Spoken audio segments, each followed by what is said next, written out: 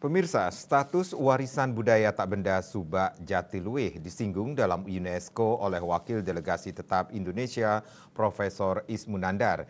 Ia mengutarakan ada potensi dicabutnya status itu karena maraknya pembangunan restoran dan kafe di kawasan itu. Di Selasa World Water Forum WWF ke-10, Profesor Ismunandar mengaku menyempatkan diri mengunjungi Subak di Kabupaten Tabanan. Ia melihat perubahan di sana, yaitu munculnya restoran dan kafe di tengah sawah.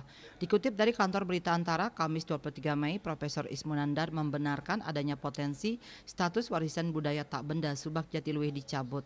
Profesor Ismunandar mengingatkan meskipun UNESCO sudah sejak lama melabeli Subak Jatiluwih sebagai situs budaya tak benda, proses pemeriksaan mereka terus berjalan setiap 2 tahun sekali. Wakil Delegasi Tetap Indonesia untuk UNESCO itu menyayangkan kondisi tersebut, apalagi kehadirannya di kawasan sawah bertingkat seluas 303 hektar itu sekaligus dalam rangka World Water Forum ke-10 yang mengangkat nama Subak. Menurutnya dengan label UNESCO ada dua sisi, satu bisa membantu promosi, di sisi lain ada kewajiban memelihara. Jika tidak bisa dilakukan, status itu bisa dicabut. Diketahui di sawah berundak dengan sistem pengairan khas Bali itu mulai muncul restoran dan kafe di tengahnya. Delegasi Indonesia kemudian menaruh perhatian atas kondisi ini.